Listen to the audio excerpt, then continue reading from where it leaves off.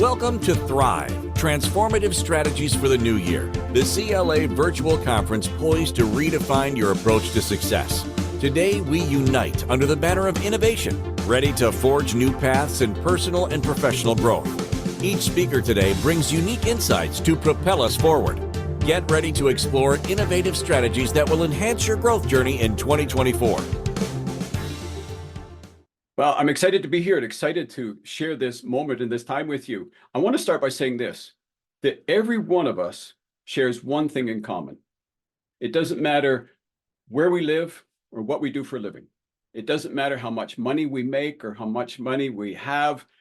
It doesn't matter our geographical location. We all share one thing in common. And this one thing dictates the way we process things, the way we think, what we think we can do about things. This one thing that I'm talking about is our experiences. We all have experiences every day. Some good, some bad, some indifferent, but we all experience things throughout the day. We experience rest, we all eat, we all sleep, we all drink, we all enjoy, we work, we serve, we do all kinds of things, and we have experiences each and every day. Through our time together, I'm going to talk about some experiences and how we can unshackle ourselves from the narratives that we've adopted and not even really considered. And I'm going to introduce you to 5 steps that we can use to enhance any area of our life. You can apply these 5 steps to any area and see amazing growth. But experiences come either to help us or to hurt us. I mean, the bottom line is pretty much that the experiences we grow through either help us and support us or hurt us and are a bit harmful. Like growing to school, for example, is supposed to be a good experience. We're learning how to process things. We're learning how to develop. We're learning new knowledge, new wisdom, new understandings. We're learning all kinds of things. But anybody that's gone to school knows that going to school isn't always good experiences, right? We have some harmful or hurtful experiences. If we've been out in the schoolyard or in the classroom, things can happen that cause hurtful experiences. When I was younger in early grade school, I had an elderly school teacher who was of old school mindset. And she thought, because I was left-handed, that there was something wrong with me. That was their belief back in the day, that left-handed people were just wired wrong. They were of the devil. And she made it her mission to convert me into a right-handed person. She would make me sit on my hand or put my hand behind my back. And whenever she caught me doing something with my left hand, crack across the table would come her yardstick that she used to walk around in such militant fashion with.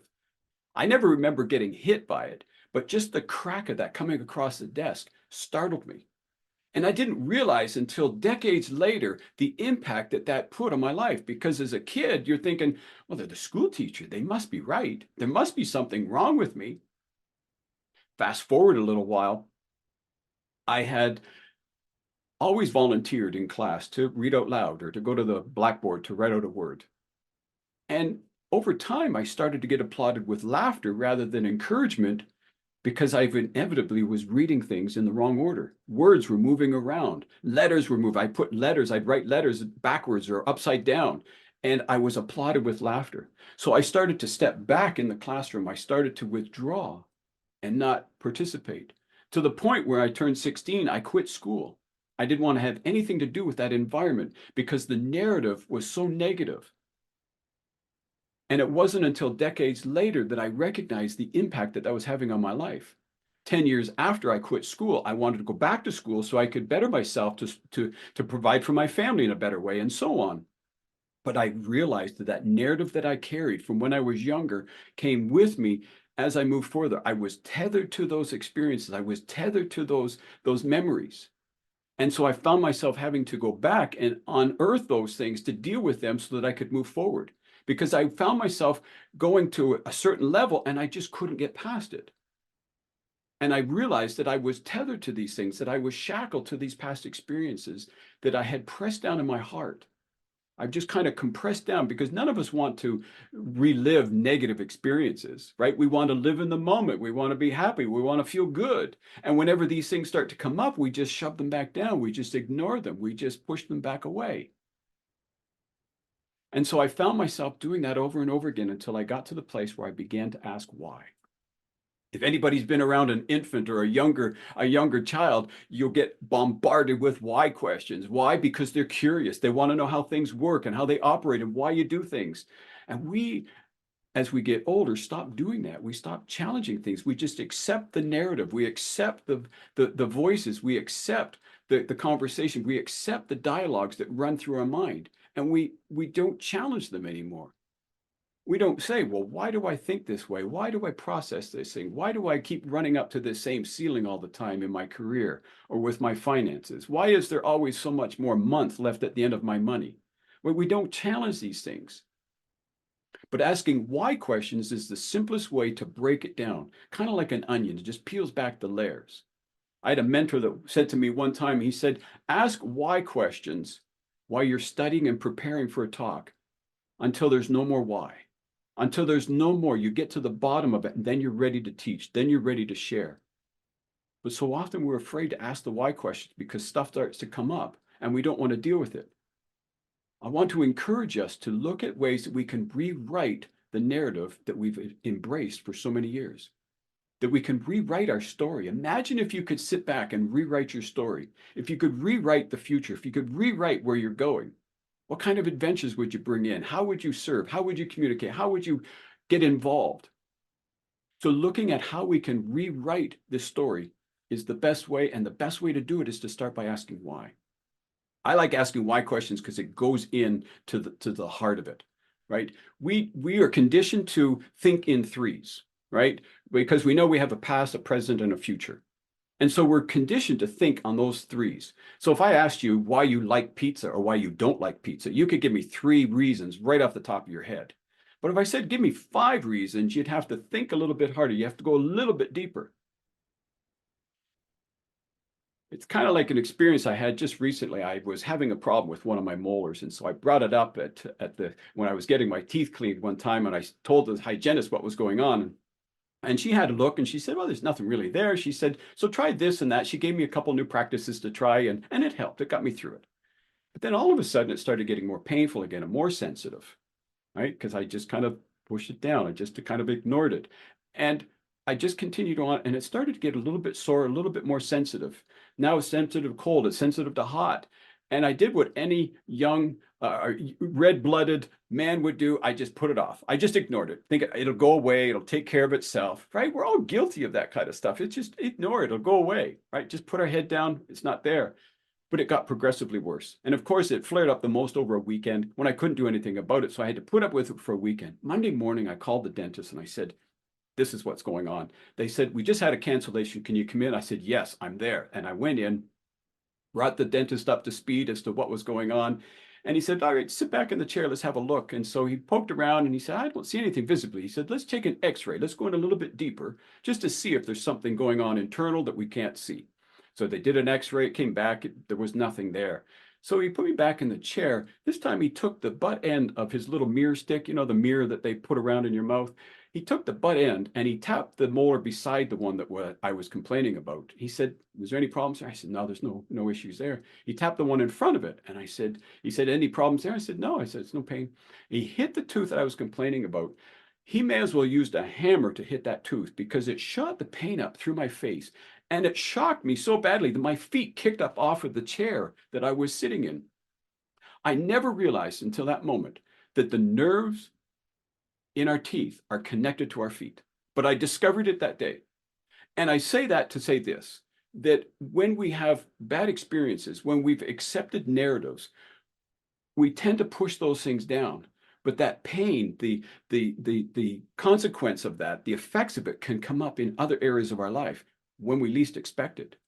We could be in a conversation, with a friend, and then they say something and it just kind of sets us off. Or we might be upset with a boss or with a client and we take it out on our kid or our partner, right? We can see things come up in ways that we don't expect it to. So dealing with things is a very important thing to remember to do. And I like to look at it, we have a past, a present, and a future. But if we look at a bigger view, I like looking at things at a bigger view, right? Because right now, where you see things is at a macro level, right? It's just the way you see it. We can go in micro, like my dentist did, taking an x-ray. We went in a little bit deeper to see it. That was the micro view. Now we can look at the meta view, right? The meta view is the broad sense. It's kind of coming back out, and instead of just seeing the house or the place that you're sitting in right now, you can see the whole region, the whole city, the whole area. That's the meta view. And I like to suggest that we have a past, but we also have a distant past. We have a future, but we also have a distant future, right? The person that's suffering from, say, heart issues or high blood pressure, it wasn't the hamburger or the steak that they ate in their recent past. It was the habits that they had in their distant past that have now caught up to them. Same thing as eating one apple isn't going to change your future, but eating one consistently will change your distant future, because we don't eat and drink for today. We eat and drink for 10 years and 20 years down the road. Same as the effects of things in the past will come up. And it's the same in our lives. Same with the narratives that we've adopted, that we've brought in, that have come in through experiences, whether they're personal experiences or family experiences, right? We've all probably heard the line, we can't afford that, money doesn't grow on trees. We hear these expressions. Where do they come from? They come from our parents, they come from our grandparents, and we adopt those narratives as our own. But I'm suggesting that we can rewrite that script, that we can rewrite things and create a different narrative so that we can set ourselves up for even greater success moving forward. So we can look at things at a narrow view and just be focused on today, or we can broaden that view and look at it at the meta view and look at the distant past, the distant future, and see what's tethered us, what has kept us bonded, what has kept us in the past and not allowing us to grow to that next level. You can probably think of areas in your life where you just want to get up to that next level. You want to grow to that next level. You're like, why can't I get rid of this last 10 pounds? Why can't I get these X number of clients? Why can't I make this kind of money? Why can't I break the 7-figure barrier and just stuck in the 6-figure barrier? We begin to look at these things by expanding and looking at them. So I want to challenge us to do that. And I want to introduce you to my 5X system. This is the process that I use with my clients, that I use in my own life when I look at things. And the first step is to look at focus, The next one is to record. The third one is to plan. The next one is environment. And the final one is action. So let's look at focus. Why is it important to focus? Well, because we need to look at why we do what we do. If we never challenge that, if we never ask why, we'll continue to go on in autopilot and never really excel or grow in every area. It's only when we step back and look at things and say, why do I think the way I think? Why do I approach this situation the way I approach it? Let's take money, for example, right? Why do I approach money? Why do I have this ceiling with money? Why can I only seem to earn so much? Why is there more month left at the end of my money? Why is it that I can't get past that? It could be the narratives that we've adopted around that. It could be the mindsets that we've adopted and allowed ourselves to believe and think that's keeping us from moving up. And we can apply this to any area. We can look at our relationships. We can look at our business. We can look at our health. We can look at our wellness. We can look at our spiritual life. We can apply these principles to any area.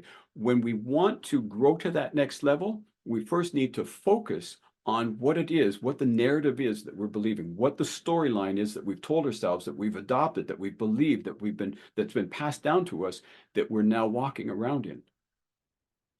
It's kind of like when we go shopping, right? Think about a vehicle that you purchase. Let's say you want to buy a yellow pickup truck or a red sports car, right? You begin to focus on all the details around yellow trucks and red sports cars. And you think it would be really unique and really great. And then all of a sudden, what happens?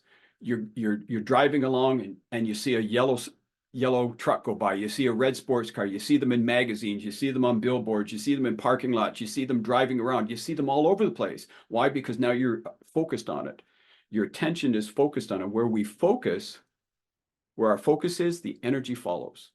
And so as we open up that reticular activating system, we begin to see those things everywhere. And it's the same with anything that we want to change in our life. Once we focus on it, we can begin to look at why we think it, why we process it, why we believe what we believe. So focusing on it is the first step. in any area of your life. The next step is to record it, is to write it down. Once we start to think about the processes, think about the dialogues, think about the things that we're sharing and expressing and believing, once we begin to look into those, then we can all of a sudden we can start to record them, and now we've got data to look at. Let's take finances, for example, right? We sit down and we look at what we're spending on and what we're earning and what expenses we could eliminate, what we could do. We begin to look at our finances and just kind of lay out the data.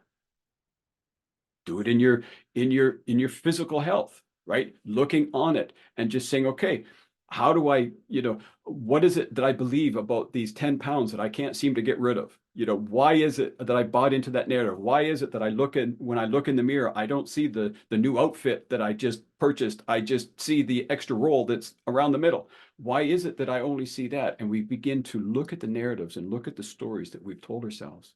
And oftentimes it comes from us, but it comes from outside sources as well. It can come from cultures, it can come from family, it can come from friends, it can come from circles that we're involved with.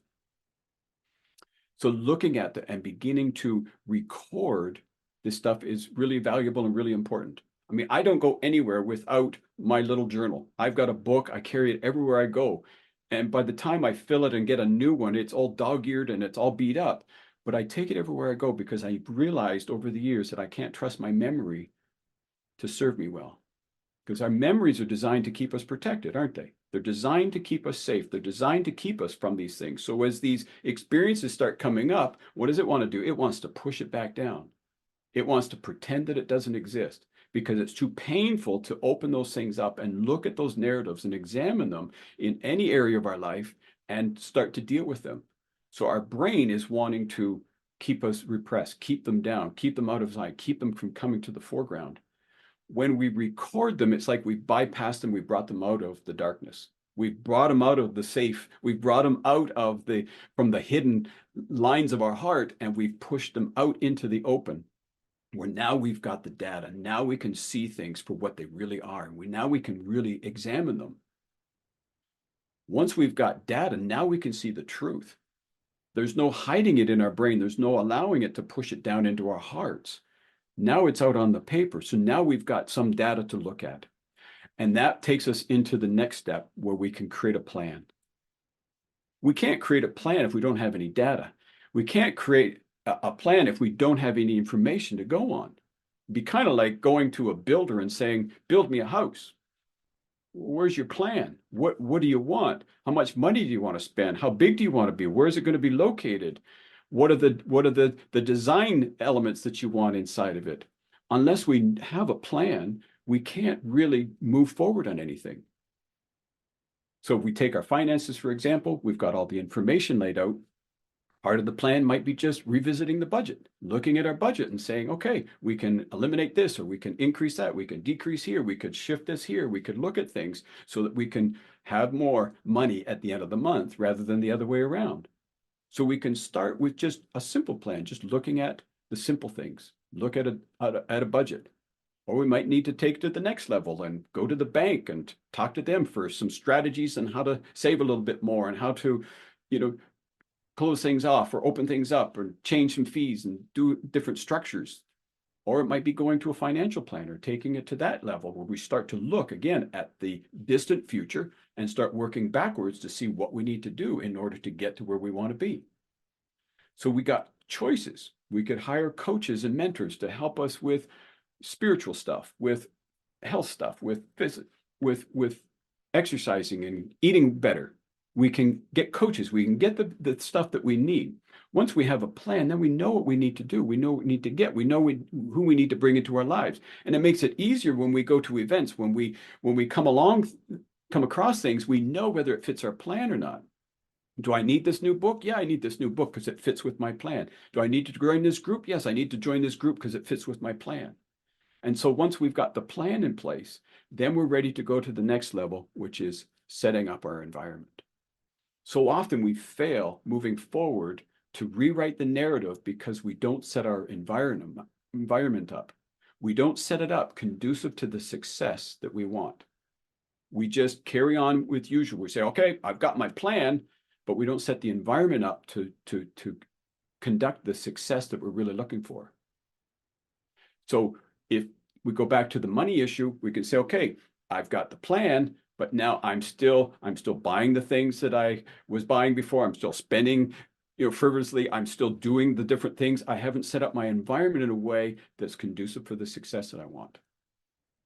Same with eating habits. If we want to change our eating habits, get rid of that extra 10 pounds, we know we need to change our diet. We know we need to change the way we eat. So unless we change the environment in our kitchen, we're not going to be successful in losing that 10 pounds. Because if it's just as easy to reach for those chips and the cookies and the sodas and everything else, then we're not going to be setting ourselves up for success. We need to eliminate those things. I ran a renovation construction company for 30 years, and I would work with young entrepreneurs that were starting their own businesses and wanted to step out. And I would go on site with them, and almost inevitably, the first thing I would have to do was say, clean up your environment. You've got a plan, you know what you bought this house for, or you know why you're here to do this particular thing on this project in this home, but your environment is not set up for success. You've got debris from the demolition, you've got new material coming in, you've got tools laying all over the place, you got stuff scattered, and there's no safe place to walk, move, or work. So the first thing I always said was, if you want to be successful, you've got to have an environment that's set up for success. So considering your environment is an important element to getting to that next level and rewriting and keeping that script written in the way that will keep moving you forward. Kind of like exercising, right? Exercise, we can come up with a million excuses of why we can't exercise, why we can't do it now, why we have to wait till tomorrow, I can't find this, I can't get this. Eliminate all those excuses. Have your stuff ready to go. My exercise stuff is hanging up in my bathroom. So when I get up in the mornings, I get dressed, I'm right in there, ready to go work out. Your time might be the end of the day. Have the gym bag in the car, have it in your office, have it at the side door, have it ready to go so that there's no excuses. It's setting up the environment. Then once we got the environment set up, it's action. It's taking consistent action. Without taking consistent action, we're not going to enjoy the success. We're not going to rewrite that narrative. Kind of like eating that apple. Eating one apple isn't going to change our health. Eating one a day will change things, change the trajectory going down the road. So taking action is an important step to do it consistently. Inconsistent action is no action. Consistent action is the action that we want to take towards any area of our life in creating the habits.